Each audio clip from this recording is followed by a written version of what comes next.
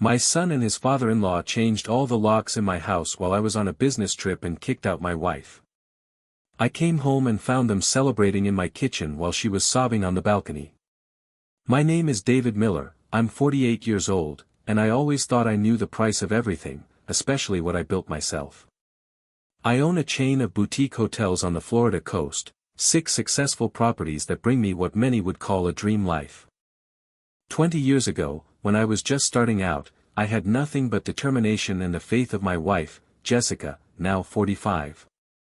We went through everything. She cleaned rooms when we couldn't afford staff, she manned the books until midnight while I negotiated with suppliers. Our success isn't just my money, it's her sweat and sleepless nights. Our only son, Lucas, is 28 now. He supposedly has an architecture degree, but in practice, he never managed to hold a steady job. There were always excuses, the wrong market, clients too demanding, the unstable economy. Like any parents, we supported him. A significant sum went into his account every month, which essentially became his sole income, especially after he got married 4 years ago. His wife, Chloe, 27, is from the Stevens family, so-called old money, from New York. The wedding was a kind of turning point. Lucas began to drift away, calling less, only coming to visit out of urgent necessity. That necessity was usually measured in 5 figures, an investment, an urgent repair, a deposit on an apartment that can't be missed. And every time I sent the money, I heard the same mumbled excuse, "Dad, you understand, Chloe is used to a certain standard, and it's hard in New York without connections." Jessica suffered in silence. She missed our son and our grandchildren, 2 wonderful 5-year-old twins whom we saw more in social media photos than in person. Any hint of pain or resentment from her, Lucas would immediately cut off with, "Mom, don't be dramatic. We're busy, we'll visit as soon as we can." At the beginning of this month, December 1st, I flew to the Caribbean to assess business expansion prospects. I needed a month away to think, to plan everything. Jessica couldn't come because of her commitments to the charity foundation she manages.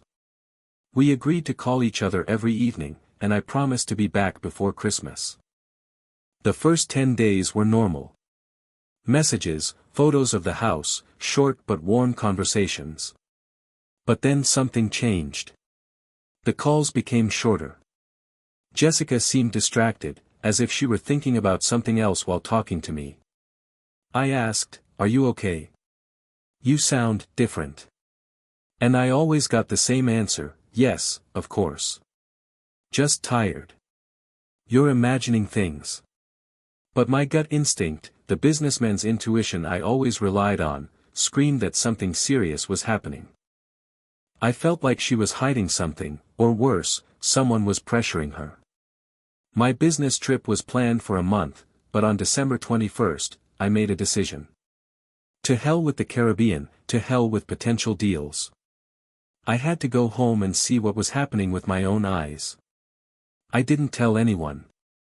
I bought a ticket, and by the evening of December 23rd, I had landed in Key West. I took a taxi to our house, a huge oceanfront residence that I built for Jessica, a symbol of our journey together. It was around 8 in the evening. The house was blazing with Christmas lights. The decorated fireplace was visible through the windows, and loud laughter and music were coming from inside. Too loud for a family dinner.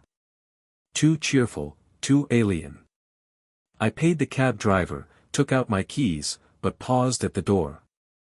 I heard a voice, Lucas's voice, and next to it, the booming laugh of Richard Stevens, Lucas's father-in-law, a man who never hid his condescending attitude toward us, that nouveau riche. I quietly opened the door with my key, left my suitcase in the entryway, and slowly, trying not to make a sound, moved toward the living room. I didn't want to burst in screaming. I wanted to understand. And what I saw brought my world to a standstill. The entire living room was full. Lucas, Chloe, her parents, Richard and Eleanor Stevens. They were standing by the Christmas tree, clinking glasses, laughing as if this house belonged to them, not to us. They were acting like victors. And then I saw Jessica. She was sitting on the balcony, in the shadow, visible through the glass door. A glass of wine in her hand. She was looking at the lights of our Christmas tree, and tears were running down her face, illuminated by the soft light. No one, absolutely no one, was paying attention to her. They were too busy enjoying their party. I remained in the shadows, behind a pillar, watching my son, my own flesh and blood, laughing with people who didn't even try to hide their disdain for his mother, while she was crying just 10 feet away. I started to hear fragments of conversation, and each phrase, like a stab, revealed a picture I refused to accept. "Thank goodness Michael is gone, we can finally manage the space properly," said Richard Stevens, sipping my whiskey. "Lower your voice, Richard, Jessica might hear," whispered Eleanor, the mother-in-law. "So what? Let her hear. She's been on the verge for a week now," Chloe replied, her voice full of cold, calculating fury. "Let her cry it out. She needs to get used to the new reality. That this house now belongs to us. It's perfect for Lucas, for the kids, and without David constantly interfering, it will be easier to convince Jessica. She should move to some small condo where it will be easier for her to manage. And we'll stay here." My son stood nearby and just weakly nodded. "Chloe, this is my parents' house. And it will be yours. You don't want to wait 20 years until your father, who is almost 50, decides it's time to transfer the inheritance, do you? Richard has already spoken to the lawyers. We just need to convince Jessica to sign the papers. Under any pretext, tax, asset protection, whatever. And if she refuses, we'll pressure her. We are her only family, Lucas, you're her son, she'll feel lonely, vulnerable, and you'll be there. You'll make her believe it's for her own good." I stood in absolute darkness. There was no rage, no shouting. There was only icy, surgically precise certainty.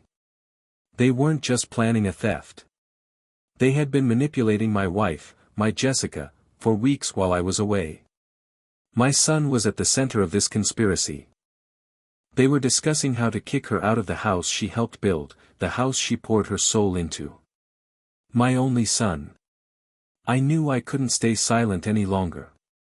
I slowly moved toward the glass door leading to the balcony. The moment for quiet, cold revenge had arrived. I knew that my life, the life of my family, had just irrevocably changed. I heard my son say, "She'll get used to the new reality," and in that moment, my 35-year marriage became a target. I knew I had to save her, but my revenge had to be colder than the Arctic.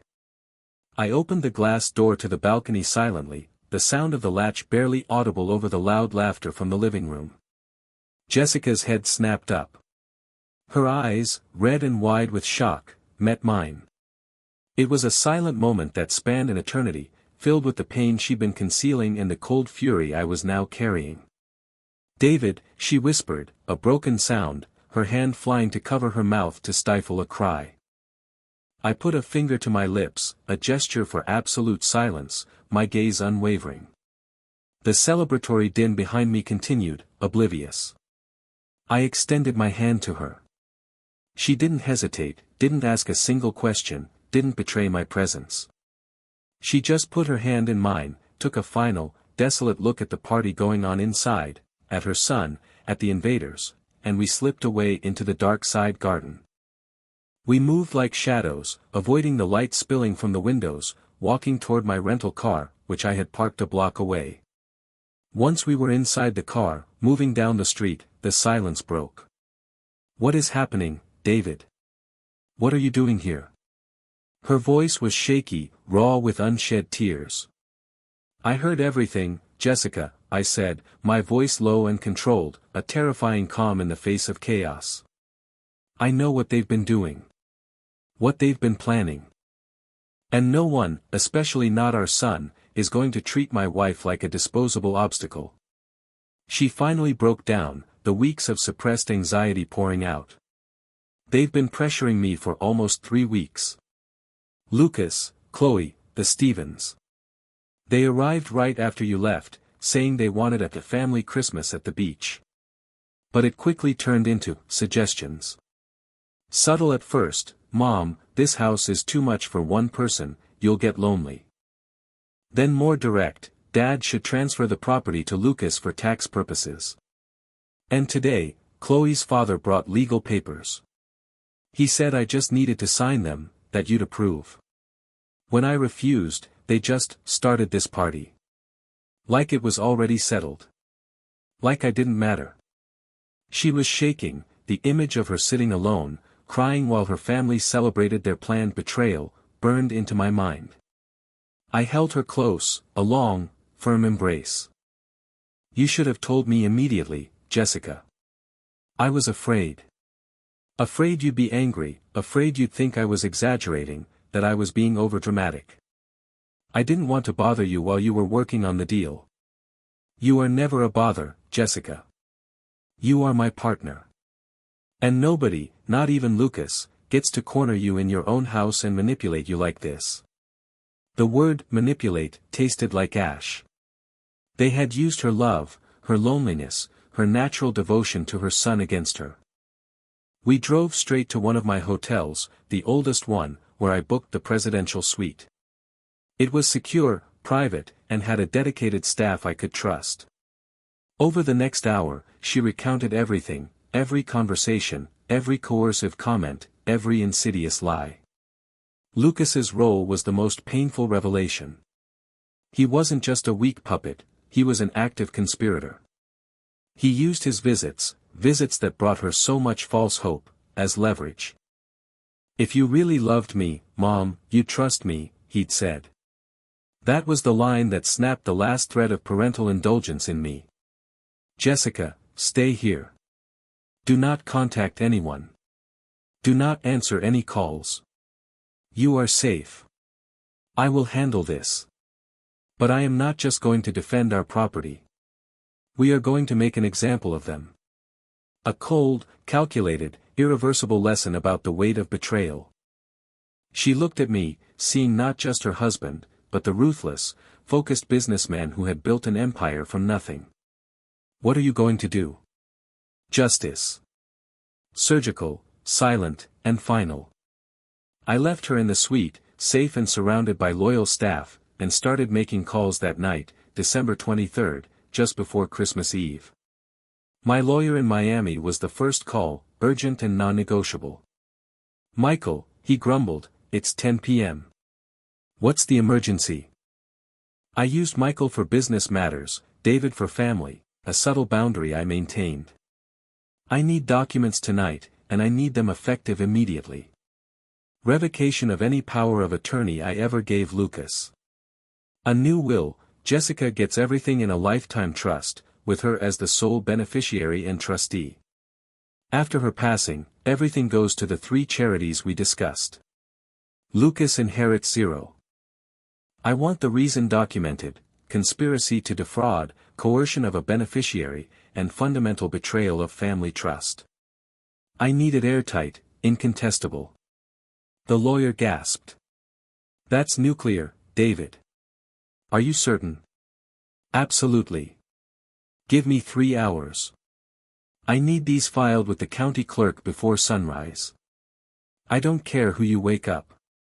Triple your usual fee, plus a bonus. Get it done." The second call was to a private security firm I had used for years. "I need you to send a team to my residence immediately. Change every single lock, front door, side doors, garage, and install a state-of-the-art security system. New codes only for Jessica and me. I need the house completely inaccessible to everyone else by 4 a.m. Christmas Eve. I'll pay any rate." The third call was the most important. I needed to ensure their immediate, public humiliation. I called a high-ranking police officer, a man who owed me a few favors from security consultations I provided for the city council. "Officer Davies, I have intruders on my property. My son, his wife, and her parents. They entered under false pretenses, are illegally occupying my residence, and have been actively coercing my wife into signing fraudulent property transfer documents. This is a conspiracy to commit fraud. I need a unit there at 5 a.m. sharp to escort them out. I will have all the legal documentation, new deed, new will, and evidence, in hand. Intruders? David, that's your son. You want to press charges? I want them removed. They have no legal right to be there, and they have been emotionally abusing Jessica. They chose to become criminals in my house. Now they will face the consequences of a property owner exercising his rights. While the lawyers and the security team were mobilizing, I returned to the house, but I didn't go in. I stayed across the street, in the dark, watching the windows. I pulled out my phone and began recording. Video and audio. The party was still going on. I zoomed in on Lucas, his face flushed with wine, laughing with Richard Stevens. I needed indisputable proof of their unauthorized presence and their state of mind. Then, around 1 a.m., I heard what I needed. Chloe was speaking loudly, fueled by confidence. We've almost got it. She's broken. Just one more push tomorrow, and she'll sign. We'll tell her David already approved it. And once it's filed, the house is legally ours. David can scream all he wants from the Caribbean, but it will be too late. And after this, we go for the hotels. Lucas is the only heir. With the right legal pressure, arguing David is getting too old to manage, we can force a transfer of control. I recorded every single word. The arrogance, the blatant, naked greed, the casual plan to remove me from my own empire. They were planning to take everything. I smiled, a cold, humorless expression on my face. They had no idea that David from the Caribbean was watching them from the darkness, having just orchestrated a legal and logistical strike that would dismantle their entire future before the Christmas morning sun even rose. Their hubris was my most effective weapon. My son's final words before the cops came were, "She's broken. We just need her signature." I had the new deed and the disinheritance papers filed. Christmas morning was about to become an eviction. The early morning hours of December 24th, Christmas Eve, were a controlled, precise blur. My lawyer, Mr. Thompson, arrived at my office at the downtown hotel exactly on schedule, his eyes bleary but his briefcase thick with documents.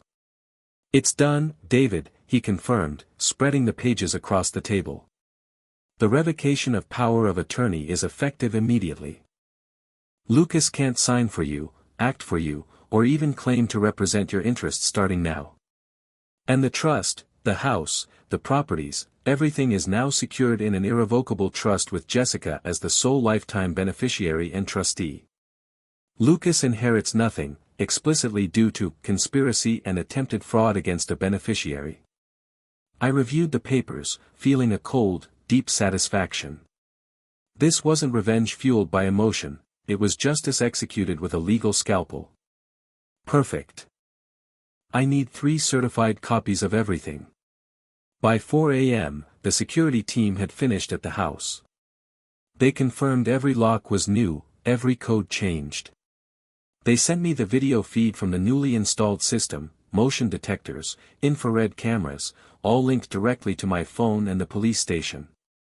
The house was now a fortress, inaccessible to the invaders still sleeping soundly inside, unaware they were trapped. At 5:30 a.m., I stood on the sidewalk across from my house. The Christmas lights were still twinkling, creating a deceptive scene of festive warmth. My house. The one they had tried to steal. Beside me stood Officer Davies, along with 2 patrol cars and 4 uniformed officers. The tension was palpable, it was a scene of domestic conflict escalated to a legal and armed confrontation. "David, are you absolutely sure you want to go through with this?" Davies asked, his voice low with concern. "It's your son. This will destroy your relationship, permanently." I met his gaze. The relationship ended when he conspired to coerce his mother and steal our home. I am here to re-establish the boundaries of my private property and ensure the safety of my wife's assets. I have the new deed, the filed trust documents, and video evidence of the conspiracy. They are not guests, they are intruders. I want them removed now. The sight of the fully documented, legally binding papers, filed only hours ago, gave Davies the necessary legal authority. He nodded grimly. All right. Let's do this. We walked up the driveway. I knocked on the front door, a hard, commanding rap that echoed in the quiet morning. Inside, I heard muffled, confused movements. Then, Lucas's voice, groggy and irritated, "Who is it?" "It's too early." "Police." "Open the door." Officer Davies' voice was loud and official. A moment of panicked confusion, and then the door opened. Lucas stood there in his silk pajamas, hair messy, looking disheveled and furious at the interruption. He froze when he saw the patrol cars, the officers, and finally, me. "Dad? What is going on?" he stammered, the remnants of his party-fueled arrogance dissolving into pure shock. "Lucas Anderson," Officer Davies stepped forward, his tone formal. "We are here responding to a report of illegal occupation and attempted fraud against the property owner. We require you and all other occupants to immediately vacate the premises." "Illegal occupation? This is my parents' house. We're visiting." Lucas protested, turning to me, his eyes pleading, confused. "Dad, tell them. This is ridiculous. We're family." "You were visiting under false pretenses, Lucas," I cut in, my voice flat, devoid of emotion. "I did not authorize your stay. Furthermore, I have evidence, video and testimony, that you have been actively coercing my wife, Jessica Miller, to sign fraudulent documents to illegally obtain this property. You are not family in this situation. You are criminals." Chloe appeared behind him, wearing an expensive silk robe, her face contorted with fury and disbelief. Richard and Eleanor followed, trying to maintain an air of aristocratic control that quickly crumbled under the presence of the police. "You can't kick us out. Lucas has rights." Chloe shrieked. "Lucas has no rights to this property, Chloe," I stated calmly, holding up a copy of the new trust deed. "This house is now legally secured in an irrevocable trust, with Jessica as the sole owner and trustee. None of you have permission to be here. You have 30 minutes to collect your immediate personal belongings, clothing, toiletries. Nothing else. Then you leave voluntarily, or you will be escorted out in handcuffs under suspicion of criminal conspiracy and fraud." Richard Stevens, the supposed mastermind, finally spoke, attempting a pathetic negotiation. "David, let's be adults. We can discuss this. This is overreacting." "There is no discussion, Richard. The discussion ended when you planned to steal my house and emotionally abuse my wife. You have 30 minutes. If you ever, go near Jessica again, if you contact her, or try to pressure her, I will press criminal charges for everything: coercion, conspiracy, attempted fraud. Believe me, I have the evidence and the lawyers to ensure you lose everything." I saw the moment of crushing realization hit Lucas. He looked at me, then at the certified copies of the documents, then at the police. He finally understood the finality of the situation. He had gambled on my supposed weakness and lost everything. "Dad, the kids, my things." His voice was barely a whimper. 30 minutes. Start packing." I stepped back and let the officers take over, watching as my son and his greedy in-laws retreated into the house, their celebration shattered, their conspiracy exposed. The air was heavy with betrayal, but beneath it, I felt the rising tide of cold, hard victory. Justice, however painful, was being served. I thought I had won, but then my wife asked me the question that shattered my victory: was our son's betrayal a reflection of your own absence? The 30 minutes felt like an hour. I stood on my porch, watching the sun finally begin to rise on Christmas morning, a morning that would forever be marked by an evacuation. The officers were firm but professional, ensuring the intruders only took what was strictly personal. The looks on the faces of Chloe and her parents, Richard and Eleanor, were a mixture of intense fury and utter humiliation. They had come to steal an empire, and they were leaving with suitcases full of clothes, expelled from a house they thought was already theirs. The most difficult moment was seeing Lucas. He emerged last, carrying a confused, sleepy twin in each arm, their small faces shielded from the police presence. He didn't look at me. His shoulders were slumped, his expensive pajamas seemed ridiculous, and he was the embodiment of defeat. He loaded his family into their rented SUV, and the patrol cars escorted them out of the neighborhood, a clear, public display of their removal. When the last car disappeared down the street, Officer Davies looked at me. "It's done, David. But you need to understand, this is going to be a legal battle. And the emotional cost will be immense." "The emotional cost was paid when my wife was crying on the balcony, officer. Now it's just the cleanup." I went inside the house. The living room was a wreck, half-empty glasses of my expensive wine, scattered crumbs, a general sense of disrespect. I methodically began to clean, physically erasing the presence of the invaders. This wasn't about delegation, it was about reclaiming my territory, piece by piece, wiping away the stain of their greed. Once the house was secured and quiet, I drove back to the hotel. Jessica was waiting, pacing the presidential suite. "They're gone," I told her simply. "All of them. The house is secure. The papers are filed.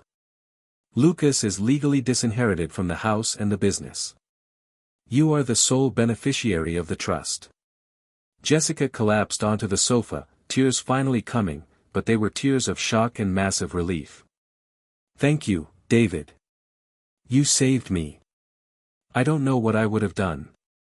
"You should never have been put in that position," I said, sitting beside her. "We built this together. I would never let them take it." We spent a quiet, surreal Christmas day in the hotel, the silence occasionally broken by the ringing of my phone, calls from Lucas, Chloe, and the Stevens lawyer. I ignored them all. There was nothing to negotiate. Over the next few weeks, the consequences of my actions started to surface. Lucas sent furious, then desperate, texts. Chloe threatened lawsuits. Richard Stevens' lawyer launched a campaign of legal intimidation, trying to contest the trust, claiming coercion on my part. My lawyer dismissed every claim with cold efficiency, backed by Jessica's testimony and my audiovisual evidence. They had nothing. Jessica, however, began to process the deeper trauma. It wasn't just the betrayal of the house, it was the loss of her son. One evening, about 2 weeks after the eviction, we were sitting on the actual balcony of our own house, which we had returned to, finally feeling safe. "David," she started, her voice soft but direct, "I know what Lucas and the Stevens did was unforgivable. Their greed was monstrous. But, why? Because he's weak and Chloe is manipulative. He wanted the easy way out. He thought he deserved what he didn't earn." She looked at me, not with accusation, but with a profound, unsettling sadness. "Or, was it because we raised him to believe that our money was more important than our time? That your success was a substitute for a present father?" The question hit me like a physical blow. I had built an empire to give my family everything, but in doing so, I had spent years on a plane, on calls, focused on the next deal. Was Lucas's greed a direct consequence of my absence? Was the betrayal a reflection of the emotional vacuum I had created, which Chloe had simply filled with promises of quick wealth? I always provided, I defended, the words hollow even to my own ears. "You provided wealth, David. You didn't provide guidance." He never learned the humility of earning, because he never had to. We sent him a check every month and expected him to magically become a man of character. Jessica's eyes welled up. "He didn't steal the house, he stole the path of least resistance, which is what we unconsciously taught him to value." This was the moral dilemma, the unexpected twist I hadn't prepared for. My cold, hard revenge was perfect, legally and financially, but it failed to address the root cause, which, according to my wife, was partially my fault. My victory suddenly felt incomplete, stained by the realization that I was not just the victim of a conspiracy, but possibly a contributor to my son's moral decay. I had successfully secured my assets and protected my wife. But the final, agonizing question remained: was I willing to lose my son forever, or did I need to find a way, however slow and painful, to try to save the man he could still be, knowing that the damage might be irreversible and the effort might fail? My surgical justice had protected the past, but it offered no answer for the future. 5 years later, I received a letter from Lucas. It wasn't about money. It was about a hug. I realized that my revenge hadn't just taken everything, it had forced a redemption I never thought possible. Jessica's question, about my absence being the root of Lucas's betrayal, gnawed at me. My perfect, calculated act of justice had protected the assets, but it had cracked the foundation of my own self-perception. I had won the war against the invaders, but I hadn't won the battle to save my son's soul, or perhaps, my own conscience. I don't know the answer, Jessica, I admitted that night on the balcony, looking out at the dark ocean. But one thing is certain, the consequences stand. He lost everything because of his choice. If he wants any kind of future with us, he has to rebuild it without a safety net, without a cent from us, and without any expectation of inheritance. That is the only way he will learn the lesson we failed to teach him. For the next 6 months, there was only silence from our side, and a barrage of desperate, then pleading, messages from Lucas. I ignored them all. I watched from a distance, using my contacts. I learned that Chloe had filed for divorce immediately after the eviction. My legal maneuver had financially ruined her planned future, and she quickly abandoned the weak husband. Lucas was left alone in a small, rented apartment in New York, struggling to find work and suddenly thrust into the role of a single father to the 5-year-old twins. Then came the turning point, the quiet, sustained action that proved the consequences were having the intended effect. I received an anonymous report that Lucas had taken a junior position at a small, reputable architecture firm, working for a fraction of what he thought he was worth. He wasn't relying on his last name or his connections, he was simply applying, doing the work, and earning a meager salary. He was, for the first time in his adult life, earning his existence.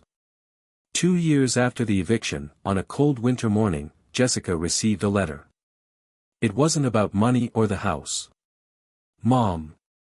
I know Dad said 5 years, and I know I have no right to contact you. But I had to tell you. I know now what I did was monstrous. My greed wasn't just about the money, it was about the easy path, the entitlement you and Dad tried to warn me about. Seeing your tears that night on the balcony is an image I will carry forever, and I understand why you had to protect yourselves.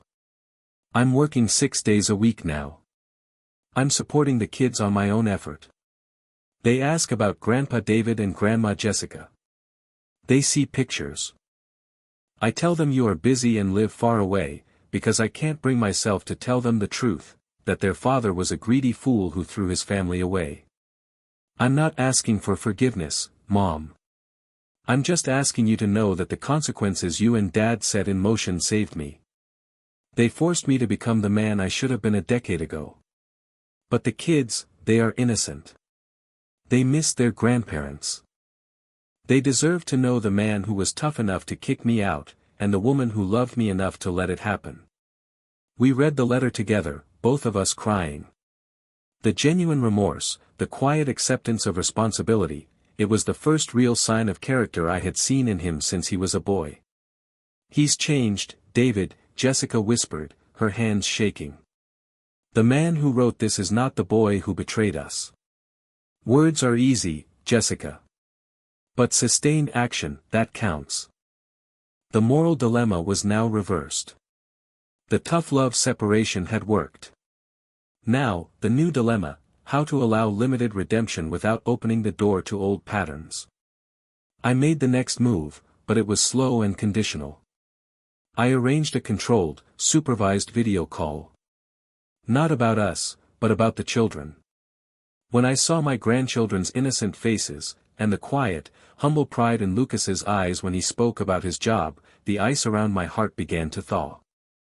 3 years after the eviction, I offered Lucas a conditional opportunity, a test disguised as a business deal.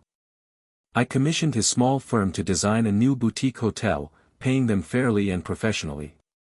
Crucially, I ensured Lucas understood that this was purely a business transaction, not a family handout. He excelled. He worked with integrity, diligence, and even rejected a lucrative side deal, saying he needed more time and mentorship, a humility the old Lucas would have laughed at. 5 years after that agonizing Christmas morning, the cycle was closed. Lucas had repaid a substantial business loan I had quietly offered him, with formal documents and interest, every single month. He was now a junior partner at his firm, respected and self-made. For our 50th wedding anniversary, we hosted a small, intimate party. We invited Lucas and the children for the first time. During the toast, Lucas stood up, unscripted. 5 years ago, he said, his voice thick with emotion, I was the worst version of myself. I tried to steal this house and everything in it. My parents didn't just disinherit me, they gave me a consequence that was so hard, so complete, it forced me to find the integrity I'd lost. They didn't just bail me out, they gave me the chance to earn my way back. That combination of tough justice and earned mercy saved me. Jessica cried, and I felt a profound peace. I had lost the son I thought I knew, but I had gained a man he was supposed to be. That night, sitting on the balcony where Jessica had cried 5 years earlier, she rested her head on my shoulder. The will, she asked softly. Will you change the will now? I paused, looking at the distant lights over the water. Maybe. In a few more years, I might change the will to reflect 20% to him. Not because he's my son, but because he earned it with 5 years of consistent character. But the bulk of the estate will still go to charity, Jessica. Because the final lesson has to be this: inheritance is not a right, it is a privilege that must be honored with respect and integrity. Lucas never got the keys to the house, but he earned his way back to the table. And that, I realized, was worth more than any property I could ever own.